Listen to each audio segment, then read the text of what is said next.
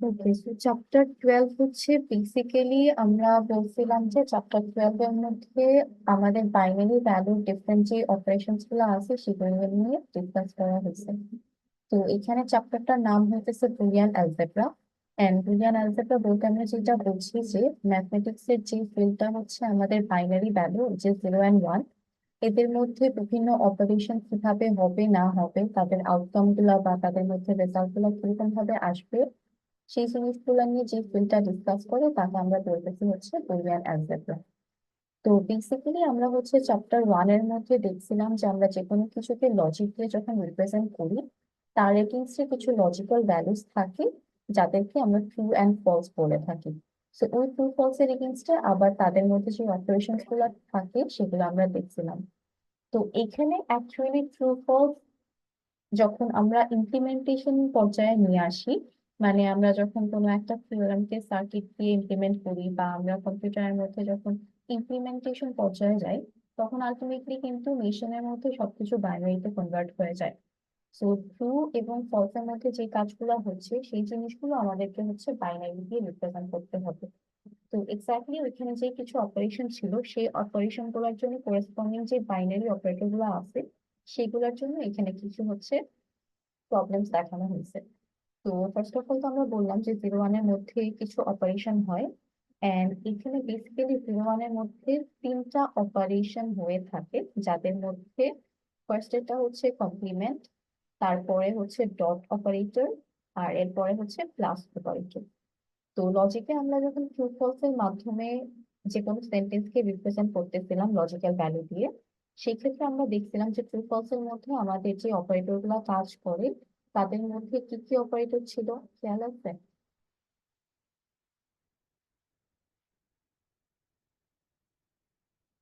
Chapter 1-এ propositional লজিকের মধ্যে আমরা দেখছিলাম যে আমরা যখন কোনো সেন্টেন্সকে লজিক দিয়ে রিপ্রেজেন্ট করি, তাদের মধ্যে যখন অ্যাটমিক প্রপোজিশন ছাড়া আরো কমপ্লেক্স ভ্যালু চলে আসে, ওদের মধ্যে কিছু কানেক্টরস থাকে। তো সেই ক্ষেত্রে কানেক্টর গুলোর মধ্যে আমাদের বেসিক কিছু কানেক্টর ছিল হচ্ছে নেগেশন, তারপরে and operator, or operator, implication, and then bi implication, এরকম। সো এখানে ওই সেম জিনিসটা যখন আমরা লজিক থেকে বাইনারিতে কনভার্ট করতেছি, বাইনারির ক্ষেত্রে আমাদের নেগেশন অপারেটরটা হয়ে যায় কমপ্লিমেন্ট, এন্ড অপারেটরটা হয়ে যায় ডট, এন্ড অর অপারেটরটা হয়ে যায় হচ্ছে প্লাস। সো বেসিক্যালি 0 এবং 1 এই দুইটা ভ্যারিয়েবলের মধ্যে এই তিনটা অপারেটরের মাধ্যমেই হচ্ছে কাজগুলা হয়ে থাকে। তো এখানে হচ্ছে এই অপারেটর গুলো যখন 0 1 এর মধ্যে কাজ করবে আমাদের রেজাল্ট গুলো বা আউটকাম গুলো কিরকম আসবে সেটা হচ্ছে বলে দেওয়া আছে। তো এদের মধ্যে আমরা জানি নেগেশন অথবা কমপ্লিমেন্ট বা বার যেটাই আমরা বলি না কেন, এই নেগেশন বা কমপ্লিমেন্ট বা বার এরা হচ্ছে ইউনারি অপারেটর। তার মানে ইউনারি অপারেটর আমরা তাদেরকে বলি যে অপারেটর গুলো শুধুমাত্র একটা ভ্যালুর উপরে কাজ করে থাকে। তো বাইনারির ক্ষেত্রে আমরা যদি 0-কে কমপ্লিমেন্ট করি বা বার করি তাহলে আমরা তার অর্গানিক ভ্যালু উইচ ইজ 1 এটা পাই, আর 1-কে যদি কমপ্লিমেন্ট করি তাহলে আমরা হচ্ছে 0 পাবো।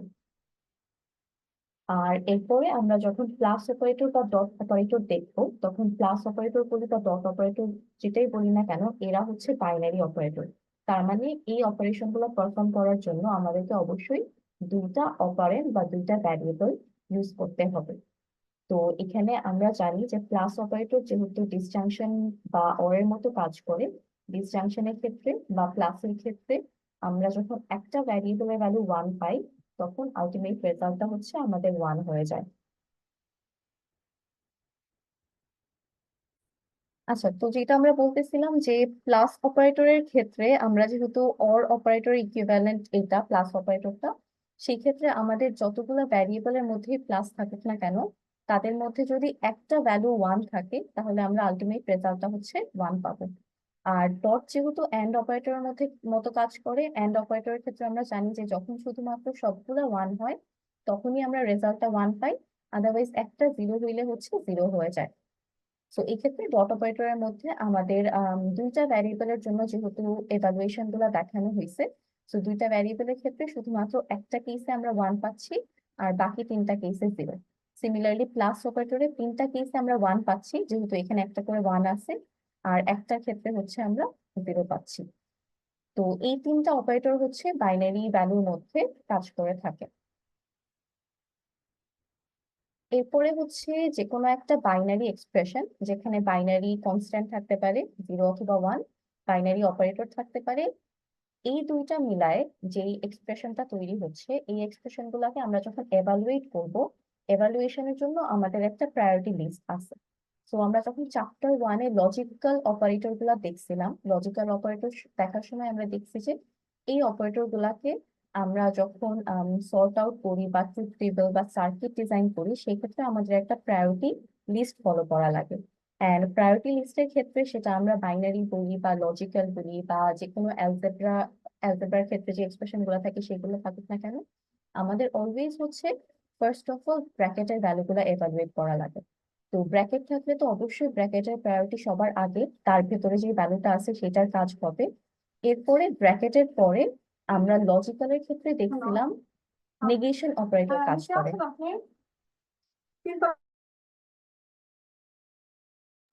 তো নেগেশন হচ্ছে লজিক্যাল ভ্যালুটা, আর যখনই আমরা বুলিয়ানে আসবো, বাইনারি ক্ষেত্রে তো আর নেগেশন না, বাইনারি ক্ষেত্রে নেগেশনের ইকুইভ্যালেন্টটা হচ্ছে কমপ্লিমেন্ট বা বার। এরপরে নেগেশনের পরে থাকে এন্ড দেন অর। সো এই সেম জিনিসটা লজিক্যালের প্রায়োরিটি লিস্টটা আমরা যখন হচ্ছে বুলিয়ানের ক্ষেত্রে দেখবো, first of all bracket and then complement, then or and then plus. এইখানে আমাদের নিচ থেকে উপরের দিকে প্রায়োরিটিটা হচ্ছে ইনক্রিজ করতে থাকে। যত উপরের দিকে অপারেটর গুলো আছে তাদের প্রায়োরিটি বেশি, তার মানে এক্সপ্রেশনে আমাদের আগে উপরের দিকের যে অপারেটর গুলো আছে তাদের ভ্যালুটা ক্যালকুলেট করা হবে এন্ড দেন নিচের দিকের যেগুলো থাকবে সেগুলো। তো যখনই তোমাদেরকে কোনো বাইনারি এক্সপ্রেশন এভাবে দিয়ে দিবে, অবশ্যই সেটা এভালুয়েট করার সময় বা সেটার ভ্যালু যখন বের করবা, এই প্রায়োরিটি লিস্টটা মেনটেন করতে হবে। তো এখানে হচ্ছে এই এক্সপ্রেশনের মধ্যে আমাদের dot operator, plus operator, complement, bracket প্রত্যেকটা অপারেটরই আছে।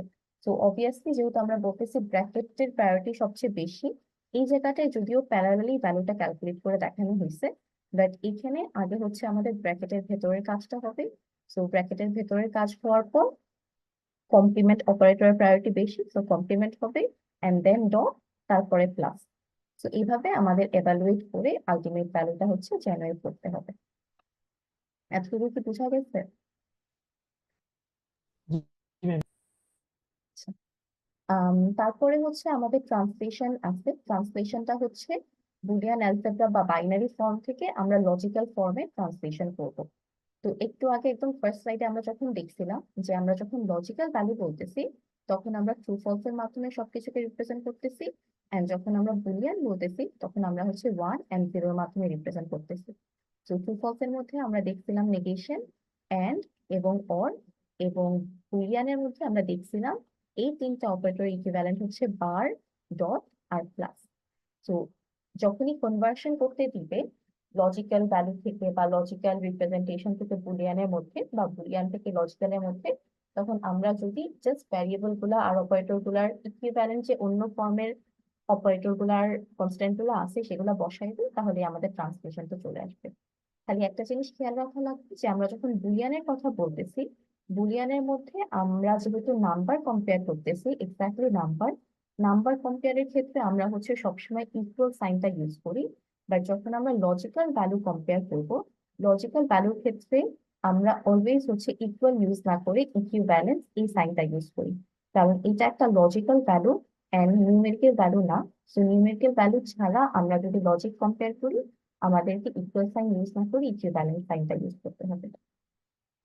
তো এখানে আমাদের ট্রান্সলেশনের সময় আমরা জানি 1 এর ক্ষেত্রে আমরা logical value 2 pi, dot is equivalent to conjunction, 0 হচ্ছে ফলস, এরপরে প্লাস হচ্ছে এন্ড। সো এখানে যেহেতু এই দুইটার মধ্যে ডট অপারেটরটা কাজ করতেছে, তাই এদেরকে একটা ব্র্যাকেটে ইনক্লুড করা হয়েছে।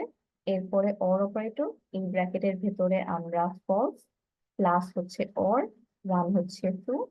এরপরে এদের উপরে দেওয়া আছে হোল কমপ্লিমেন্ট।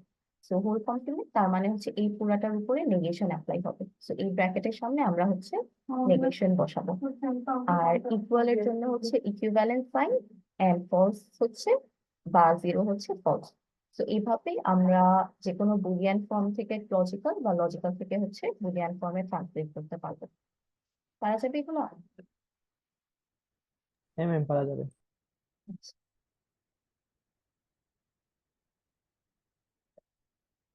এরপরে হচ্ছে আমাদের ট্রুথ টেবিল বের করতে দিচ্ছে যে কোনো একটা বুলিয়ান বা যে কোনো একটা ফাংশনের জন্য। আমরা এই টপিকস গুলো অলরেডি চ্যাপ্টার 1-এ কভার করে আসছি। এখানে দুইটা ভ্যারিয়েবল এক্স এবং ওয়াই এর জন্য একটা ফাংশন দিয়ে দিচ্ছে, which is x y bar. তার মানে এখানে একটা কমপ্লিমেন্ট আছে আর এখানে এক্স এবং ওয়াই বারের মধ্যে একটা ডট আছে। তো এই দুইটা ভ্যারিয়েবলের জন্য আমরা জানি ভ্যারিয়েবল সংখ্যা যদি n হয় তাহলে আমরা 2n সংখ্যক রো হচ্ছে ট্রুথ টেবিলের মধ্যে পেয়ে থাকি। তো এখানে যদি যেহেতু ভ্যারিয়েবল সংখ্যা দুইটা, তাহলে আমরা 2 স্কোয়ার 4টা রো পাবো। এন্ড এই 4টা রো এর বাইনারির কম্বিনেশন গুলা ডেসিমেল 0 থেকে 3 এর যে বাইনারি ভ্যালু আছে তাদের মধ্যে রেঞ্জ করবে।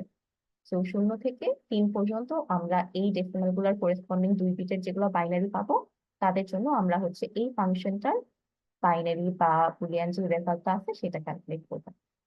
তো এগুলো ডিটেলসে দেখাচ্ছি না কারণ ট্রুথ টেবিল আমরা অলরেডি দেখে আসছি এর আগে। এরপরে হচ্ছে 3টা ভ্যারিয়েবলের জন্য একটা ফাংশনের ট্রুথ টেবিল ক্যালকুলেট করতে বলা হয়েছে। আর এখানে এই যে টেবিলটা আছে, এই টেবিলটা হচ্ছে আমাদের কিছু বুলিয়ান আইডেন্টিটি। এই বুলিয়ান আইডেন্টিটি গুলা আমরা চ্যাপ্টার 1-এও দেখছি। চ্যাপ্টার 1-এ আমরা লজিক্যাল আইডেন্টিটি দেখছি, এন্ড সেম সূত্রগুলো আবার চ্যাপ্টার 2-তেও আমরা সেট আকারে দেখছি। সো এই দুইটা জিনিস আমরা যেহেতু অলরেডি দুইটা চ্যাপ্টারে প্রিভিয়াসলি কভার করে আসছি, আমরা সূত্রগুলো এখানে রিপিট করতেছি না, তো এটা আমরা চাইলে স্কিপ করতে পারি ফাইনালের জন্য। তারপর হচ্ছে এখানে একটা আইডেন্টিটি দেওয়া হয়েছে এন্ড বলা হয়েছে এই আইডেন্টিটিটা ভ্যালিড কিনা সেটা হচ্ছে প্রমাণ করতে। তো এই সেম জিনিসটা আমরা দুইভাবে করতে পারি, যেটা আমরা আগে দেখছি। একটা হচ্ছে আমরা ট্রুথ টেবিলের মাধ্যমে প্রমাণ করতে পারি যে দুইটা সেম। আর আরেকভাবে যেটা করা যায়, সূত্রের মাধ্যমে আমরা একটা একটা করে সূত্র ডেভেলপ করে, সিরিজ সূত্র ডেভেলপ করে লেফট হ্যান্ড সাইড থেকে শুরু করে রাইট হ্যান্ড সাইডে প্রমাণ করতে পারি। তো যেহেতু আমরা অলরেডি বলতেছি যে আমরা সূত্রগুলা প্রিভিয়াসলি অলরেডি দুই জায়গায় দেখে আসছি, এটা স্কিপ করতেছি, তাই এরকম যদি ভ্যালিডিটি প্রুফ আসে যে লেফট হ্যান্ড সাইড আর রাইট হ্যান্ড সাইড হচ্ছে সমান, তাহলে এরকম করে ট্রুথ টেবিল দিয়ে যদি তোমরা করো তাহলেই হচ্ছে হবে। তো এরপরে হচ্ছে যেহেতু এটা বললাম স্কিপ করতে, এটা আমরা বাদ রাখতেছি। এরপরে আসো আমাদের যে চ্যাপ্টার 12-এ নিউ টপিকটা আছে ডুয়ালিটি প্রপার্টি, সেটা। তো ডুয়ালিটিটা হচ্ছে আমরা ডুয়াল বলতে মানে বুঝি হচ্ছে দুইটা। তো ডুয়ালিটি প্রপার্টি বুলিয়ানের মধ্যে বা বুলিয়ান এক্সপ্রেশনের মধ্যে যে জিনিসটা রিপ্রেজেন্ট করে সেটা হচ্ছে যে কোনো একটা বুলিয়ান এক্সপ্রেশনকে কিছু চেঞ্জের মাধ্যমে আমরা আরেকটা এক্সপ্রেশনে কনভার্ট করতে পারি। তো এখানে যে চেঞ্জ গুলা বলা হয়েছে সেটা হচ্ছে একটা বুলিয়ান এক্সপ্রেশনে যদি প্লাস, ডট, 0 এবং 1 এই 4টা জিনিস থাকে, তাহলে যখন যেটা থাকবে সেটার অল্টারনেটটাতে আমাদের ইন্টারচেঞ্জ করতে হবে। যদি একটা এক্সপ্রেশনে প্লাস থাকে, তাহলে আমরা যদি ওই এক্সপ্রেশনটার ডুয়াল বের করতে চাই তাহলে সেটাকে আমাদের ডটে কনভার্ট করতে হবে। যদি এক্সপ্রেশনে ডট থাকে তাহলে সেটাকে আমাদের প্লাসে কনভার্ট করতে হবে। আবার যদি 0 থাকে তাহলে 0-কে 1-এ, এবং 1 থাকলে 1-কে 0-তে কনভার্ট করতে হবে বা ইন্টারচেঞ্জ করতে হবে। এইভাবে আমরা যে কোনো একটা এক্সপ্রেশন দেওয়া থাকলে ওই এক্সপ্রেশন থেকে এই 4টা ভ্যালুর ইন্টারচেঞ্জের পার্সপেক্টিভে ওই এক্সপ্রেশনটার করেসপন্ডিং যে ডুয়াল এক্সপ্রেশনটা থাকবে সেটা হচ্ছে পাবো। তো এখানে দুইটা এক্সাম্পল দেখানো হয়েছে। ফার্স্ট এটা হচ্ছে এক্স ডট ওয়াই প্লাস 0। তো এই যে 4টা জিনিস বললাম, প্লাস, ডট এবং 0, 1, এই 4টা জিনিস ছাড়া বা এই 4টা ভ্যালু ছাড়া যা কিছু থাকুক না কেন, ব্র্যাকেট হইতে পারে, নেগেশন হইতে পারে, সরি কমপ্লিমেন্ট হইতে পারে, বা যে কোনো ভ্যারিয়েবল হইতে পারে, তাদের মধ্যে কিন্তু কোনো চেঞ্জ আসবে না। শুধুমাত্র এই 4টা অপারেটর, দুইটা অপারেটর এবং দুইটা কনস্ট্যান্ট, এরা ইন্টারচেঞ্জ হবে। তাহলে এই যে এক্সপ্রেশনটা আছে এটা যদি আমরা ডুয়াল বের করতে চাই, তাহলে এখানে আমরা কি করব? ভ্যারিয়েবলের তো কোনো চেঞ্জ হবে না, তাহলে এক্স ভ্যারিয়েবলই থাকবে। এরপরে এদের মধ্যে যে একটা ডট আছে এটা কি হয়ে যাবে? প্লাস প্লাস হয়ে যাবে। ব্র্যাকেট থাকতেছে, ওয়াই ওয়াই থাকবে, এবং প্লাসের জায়গায় আমরা বসাবো হচ্ছে ডট, জিরোর ডট জায়গায় বসাবো 1। 1 সো এই যে আমরা 0-কে 1 বানাইলাম, প্লাসকে ডট বানাইলাম, ডটকে প্লাস বানাইলাম, এইভাবে আমরা যে এক্সপ্রেশনটা পাচ্ছি সেই দুইটা এক্সপ্রেশনকে একে অপরের ডুয়াল বলা হয়। আমাদেরকে যদি এটা দিয়ে দিত, এটা ডুয়াল বের করতে বলতো, তাহলে আলটিমেটলি আমরা ইন্টারচেঞ্জ করে ফার্স্ট এক্সপ্রেশনটা পাইতাম। তো এরকম ভাবে যে কোনো একটা এক্সপ্রেশনের যে দুইটা ফেস থাকে তাদেরকে পরস্পরের ডুয়াল বলা হয়। তো দেখা যায় যে এখানে আম, আমরা ডুয়াল এক্সপ্রেশনের ক্ষেত্রে যে ভ্যালুস গুলো পেয়ে থাকি, যেমন ভ্যারিয়েবলে যদি আমাদেরকে কিছু ভ্যালু দিয়ে দেয়, এখানে যদি আমরা এক্স এর ভ্যালু এবং ওয়াই এর ভ্যালু দিয়ে দেয়, সেক্ষেত্রে অনেক সময় আমরা যখন ডুয়াল বের করি, ডুয়াল বের করতে গেলে কিছু জায়গায় ডুয়াল এক্সপ্রেশনটার ভ্যালু চেঞ্জ হয়ে যেতে পারে, আবার কিছু জায়গায় সেম থাকতে পারে। যেমন ধরো আমরা যদি একটা এক্সপ্রেশন নেই এক্স প্লাস এক্স, তাহলে এখানে এই এক্সপ্রেশনটার আমরা যদি ডুয়াল বের করি তাহলে কত হবে? X dot x. X dot x. তাহলে এখানে দেখো এই জায়গায় আমরা যদি এক্স এর একটা ফিক্সড ভ্যালু নেই, যেমন ধরো এক্স এর ভ্যালু আমরা নিলাম ওয়ান, তাহলে এই যে এক্স এর ভ্যালু ওয়ান, এটার পরিপ্রেক্ষিতে আমরা যদি প্রথমটার ভ্যালু বের করি তাহলে কত আসবে?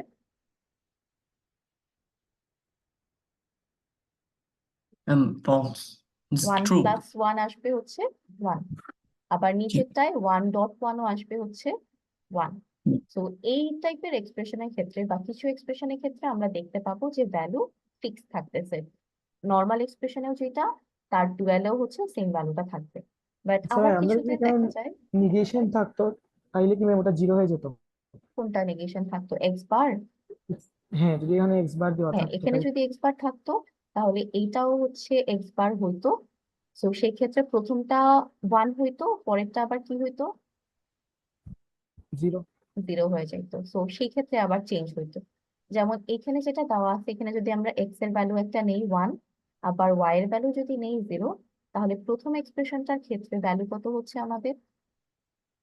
এখানে one, Y zero plus zero, তার মানে জিরোর সাথে ওয়ান গুণ হয়ে হয়ে যাচ্ছে জিরো। আবার নিচেরটার ক্ষেত্রে ওয়ান প্লাস এখানে জিরো, সো যেহেতু একের সাথে যোগ করতেছি তখন এখানে আবার ওয়ান থাকতেছে। সো এক একটা ডুয়াল এক্সপ্রেশনে ভ্যালুটা চেঞ্জ হয়ে যেতে পারে, আবার কিছু ডুয়াল এক্সপ্রেশনের ক্ষেত্রে ভ্যালুটা সেমও থাকতে পারে। ম্যাম এটা কি নর্মাল যুগ না হয়েছে ওর এর যুগ আর ওর আর এন্ড এর মতন করতে হবে? বুঝতে পারি নাই। আমরা যে এন্ড এর মধ্যে যে যে কোনো দুইটা ট্রু হলে তারপর ট্রু হয়, হ্যাঁ, ওয়ান এন্ড ওয়ান তারপরে ট্রু হয়, কিন্তু হ্যাঁ, এখানে কি ম্যাম যদি ওয়ান আর জিরো থাকে তাহলে কি জিরোই হয়ে যাবে? কোন নাকি জায়গায়? হ্যাঁ, ওয়ান আর জিরো থাকলে আমরা জানি ডটের ক্ষেত্রে যে কোনো একটা যদি জিরো হয় তাহলে অলওয়েজ আমরা জিরো পাবো। ডটের জন্য ওয়ান হইতে হইলে অবশ্যই দুইটাকেই বা যতগুলাই থাকুক না কেন সবাইকে ওয়ান হইতে হবে। আবার প্লাসের ক্ষেত্রে একটা ওয়ান থাকলেই ওয়ান হয়ে যাবে। বুঝছেন?